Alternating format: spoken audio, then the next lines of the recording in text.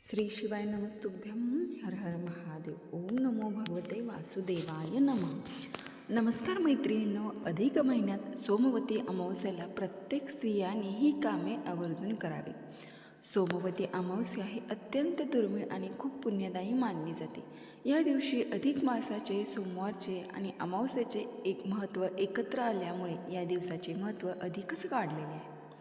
म्हणून या दिवशी केलेले दान, पूजन, व्रत यांचं पुण्य फळ अनेक पटीने मिळते, अशी धार्मिक श्रद्धा आहे. त्याचबरोबर सोमवार, अधिक मास आणि अमावस्या असा त्रिवेणी संगम वर्षानुवर्षातून एकदाच येतो. शास्त्रामध्ये सांगितले आहे, या दिवशी छोट्यातील छोटी सेवासुद्धा स्त्रियांनी केली ते कुटुंबाला संकटापासून वाचवते आणि पतीला दीर्घायुष्य देऊ शकते.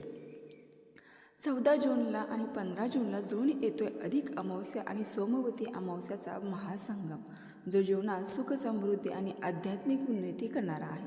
या दुर्मिळ योगावर भक्तिभावाने केलेली पूजा, जप आणि दान याचं पुण्य अनेक पटीने वाढतं, असं आपल्या धर्मग्रंथामध्ये सांगितलेले आहे. आपल्या आयुष्यात असे काही दुर्मिळ योग जुळून येत असतात, जे आपल्या घराचे आणि नशिबाचे कुलूप एका रात्रीत उघडत असतात. असाच हा महासंघ म्हणजे अधिक मासातील सोमवती अमावस्या आणि अधिक अमावस्या. अधिक महिना म्हणजे भगवान श्रीहरी विष्णूंचा महिना आणि अमावस्या म्हणजे माता लक्ष्मी आणि पितरांचा पावन दिवस. त्याचबरोबर भगवान शिवाचा कृपा आशीर्वाद मिळवण्याचा दिवस. जेव्हा हे दोन्ही दिवस एकत्र येतात तेव्हा हा दिवस वरदानच ठरतो. मैत्रिणींनो, ज्याच्या घरामध्ये सतत पैशाची चणचण भासते, सतत वादविवाद, नकारात्मक गोष्टी घडतात, मानसिक शांतता नसते किंवा पितृदोषामुळे कामात अडथळे येत असतील, तर या दिवशी अशी कुठली गोष्ट आहे प्रत्येकाने केल्याने प्रत्येकाचे कल्याण होईल. अधिक मासाची समाप्ती आणि सोमवारची अमावस्या या दिवशी शिवलिंगावरती अर्पण करा. या तीनपैकी एक वस्तू जन्मांतराची होईल, गरिबी नष्ट आणि भगवान शिवस्वामी महाराज अशक्य गोष्टीसुद्धा शक्य करते. तसेच सोमवती अमावस्ये दिवशी शिवलिंगावर अक्षता वाहण्याचा खरा शास्त्रीय नियम. प्रदोष काळातील विशेष विधी संपूर्ण सविस्तर माहिती पाहणार आहोत. भक्तांनो, सोमवार हा दिवस साक्षात देवादिदेव महादेवांना म्हणजे आपल्या भोळ्या शिवशंकरांना प्रिय आणि महापवित्र दिवस मानला जातो. त्यातल्या त्यात ही अधिक मासातील शेवटचा सोमवार आणि शेवटची सोमवती अमावस्या आलेली आहे. या दिवशी शिवतत्व पृथ्वी तलावर 1000 पटीने जागृत असते. शास्त्र सांगते की संपूर्ण ब्रह्मांडात महादेवासारखा दयाळू आणि लवकर प्रसन्न होणारा दुसरा कोणताही देवता नाही, म्हणून त्यांना आशुतोष म्हणतात. मैत्रिणींनो, हा व्हिडिओ अगदी शेवटपर्यंत पहा, कुठेही सोडून जाऊ नका, कारण आपल्या शास्त्रामध्ये सुद्धा म्हटले आहे आणि शिवपुराणामध्ये सुद्धा म्हटले आहे की अर्धवट माहिती घेऊन केलेला उपाय कधीही पूर्ण फळ देत नाही. चला तर मग मनातील सर्व शंका दूर ठेवा आणि हे उपाय कोणत्याही सोमवती अमावस्येला आणि सोमवारी करता. चला मग संपूर्ण माहिती जाणून घेऊ.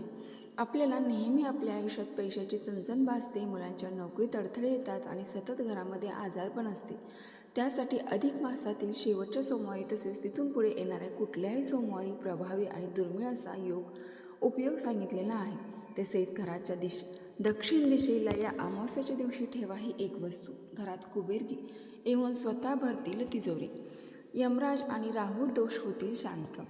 प्रथम प्रत्येक स्त्रीने सकाळी ब्रह्ममुहूर्तावरती उठून स्वच्छ स्नान करावे. अंघोळीच्या पाण्यामध्ये चिमूटभर काळे तीळ टाकून अंघोळ करावी. त्यानंतर सर्वात महत्त्वाची गोष्ट आहे ती म्हणजे आपल्या मुख्य दरवाजाचा उंबरठा प्रथम स्वच्छ धुवून घ्यावा. त्याला हळद कुंकूचं लेपन करावं. दारासमोर एक छोटीशी रांगोळी काढून मुख्य दरवाजाजवळ एक दिवा लावावा. तो दिवा लावताना खाली आसन द्यावे. म्हणजे काय तर खाली चिमूटभर तांदूळ ठेवून त्याच्यावर तांब्या भरून पाणी ठेवावे. त्याच्यावर एक प्लेट ठेवून हा दिवा प्रज्वलित करावा आणि त्या दिव्यामध्ये 2 कापूर आणि 2 लवंगा टाकावे. असे म्हणतात की ज्या घराचा उंबरठा प्रसन्न असतो तिथे माता लक्ष्मी स्वतः चालत येते. दुसऱ्या दिवशी हे पाणी झाडाला अर्पण करावे. आता अमावस्येला दक्षिण दिशेचे महत्त्व. आपण नेहमी उत्तर आणि पूर्व दिशेला पवित्र मानतो आणि दक्षिण दिशेकडे दुर्लक्ष करतो, परंतु मैत्रिणींना अमावस्येला, पौर्णिमेला दक्षिण दिशा अत्यंत प्रभावी आणि उत्तम पवित्र स्थान असते. अनेक लोक दक्षिण दिशेचे नाव ऐकून घाबरतात, कारण ते यमराज आणि पितरांची दिशा मानली जाते. म्हणून पण मैत्रिणींनो, वास्तुशास्त्रातील एक भयानक सत्य आज मी तुम्हाला सांगणार आहे. ते तुम्ही ऐकून तुमच्या अंगावर काटा येईल. साक्षात वास्तुपुरुषांनी सांगितले आहे, घराची दिशा दक्षिण दिशा ही जेवढी संकटाची आहे तेवढीच अथांग संपत्ती प्रदान करणारी सुद्धा आहे. जर तुमच्या घराच्या दक्षिण दिशेला वास्तुदोष असेल तर घरात राहू दोष वाढतो, कोणत्या कामात यश येत नाही, कामे निघतात आणि पैसा आजारपणावर पाण्यासारखा वाहून जातो. पण जर तुम्ही या दक्षिण दिशेला वास्तू नियमानुसार या सोमवती अमावस्याला एक फक्त अतिशय हलकी आणि गुप्त वस्तू ठेवली तर साक्षात यमराज आणि राहू शांत होतात आणि तुमच्या घरात केलेल्या कष्टातून पैशाचा इतकं प्रचंड पाऊस पडतो की 7 पिढ्या बसून खाते. आज आपण दक्षिण दिशेच्या या महाउपायाबद्दल, तिथीला कडक नियमाबद्दल पाहणार आहोत. हा व्हिडिओ तुम्ही वेळात वेळ काढून नक्की बघा, परंतु 1 सेकंदासाठी बंद करू नका, कारण आज तुमचे भाग्य सोन्यासारखे चमकणार नाही. त्याला पूर्ण श्रद्धेने मला ओम नमः शिवाय टाईप करा आणि व्हिडिओला सुरुवात करूया. घराच्या दक्षिण दिशेच्या या भयंकर चुका ज्या घरात गरिबी आणतात. पहिली गोष्ट आणि मोठी चूक, दक्षिण दिशेला पाण्याचा साठा किंवा नळ असणे. वास्तुशास्त्रानुसार दक्षिण दिशा ही अग्नी आणि पृथ्वी तत्वाची दिशा मानली जाते. जर तुमच्या घराच्या दक्षिण कोपऱ्यात पाण्याचे मटके, वॉटर फिल्टर, पाण्याचे नळ आणि वॉश बेसिन असेल तर तिथे जल आणि अग्नीचा भयानक विरोध निर्माण होतो. यामुळे घरात कमकुवत पुरुषाचे नशीब पूर्णपणे ब्लॉक होते, व्यवसायात मोठे नुकसान होते आणि घरात पैसा कधीच टिकत नाही. दुसरी चूक म्हणजे दक्षिण दिशेला देवघर किंवा मुख्य दरवाजा असल्यास अनेक लोक भाड्याच्या घरात किंवा नकळत दक्षिण दिशेला तोंड करून देवघर बनवतात किंवा दक्षिणमुखी घर घेतात. शास्त्र सांगते की दक्षिण दिशेला तोंड करून केलेली पूजा देवापर्यंत पोहोचत नाही, तिथे पितरांना मिळते. जर तिथे योग्य वास्तू उपयोग केले नाही तर कुटुंबात वंशवृद्धी थांबते, मुलांचा विवाह जमत नाही आणि घरात सतत मानसिक तणाव राहतो. शास्त्रानुसार दक्षिण दिशा ही जड असायला हवी, पण आपण तिथे एक अत्यंत शक्तिशाली आणि वजनाने हलकी वस्तू ठेवणार आहेत, जिला लाल कपड्यातील कापूर आणि भीमसेनी कापूर पोटली म्हणतात. बघा, कोणत्याही शुक्रवारी संध्याकाळी सूर्यास्तानंतर किंवा सोमवारच्या अमावस्ये दिवशी किंवा इतर अमावस्ये दिवशी लाल रंगाचा रेशमी कपडा घ्या. त्या कपड्यामध्ये 5 अख्खे भीमसेनी कापूर, 3 अखंड लवंग आणि 1 लाल दालचिनीचा तुकडा ठेवा. ही पोटली एकत्र बांधा आणि तुमच्या घराच्या दक्षिण दिशेच्या कोपऱ्यात किंवा दक्षिण भिंतीवर एका हुकाला किंवा कपाटाच्या वर ठेवून द्या. शास्त्र सांगते की दक्षिण दिशेतील नकारात्मक ऊर्जा आणि राहूचा प्रभाव हा कापूर आणि लवंगीच्या सुवासामुळे पूर्णपणे शोषून घेतला जातो. ही वस्तू वजनाने हलकी असली तरी तिची आध्यात्मिक ताकद घराला दक्षिणकडून येणाऱ्या सर्व वाईट नजरेपासून वाचवते. हा तोडगा केल्यावर अवघ्या 21 दिवसात तुमच्या घरातील आजारपण दूर होईल, कर्जाचे हप्ते मिळतील आणि तिजोरीमध्ये खेळता पैसा वेगाने वाढू लागेल.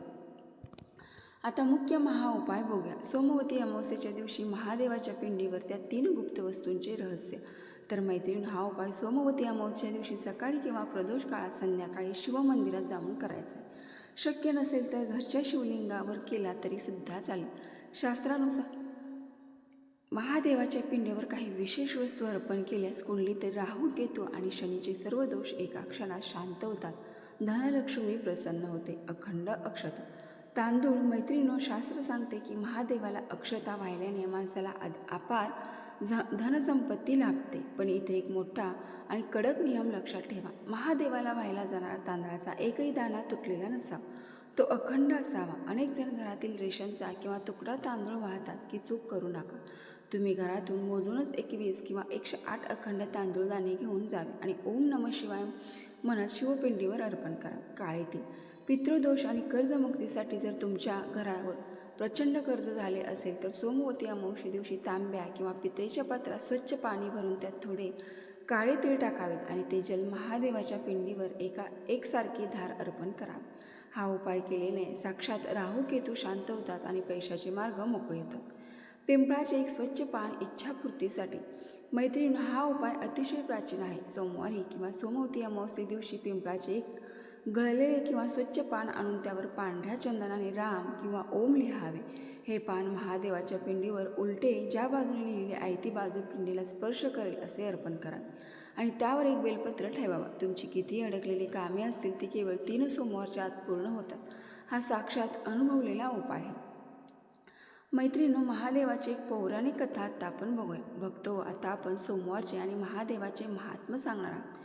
एक अत्यंत खरी आणि पौराणिक कथा पाहू, जे ऐकल्याने मनुष्य शांत होते आणि पुण्य लाभते. प्राचीन काळात समुद्र मंथनात सर्वात आधी हलाहल भयंकर विष बाहेर पडले तेव्हा त्या विषाच्या ज्वालाने संपूर्ण ब्रह्मांड जुळू लागले.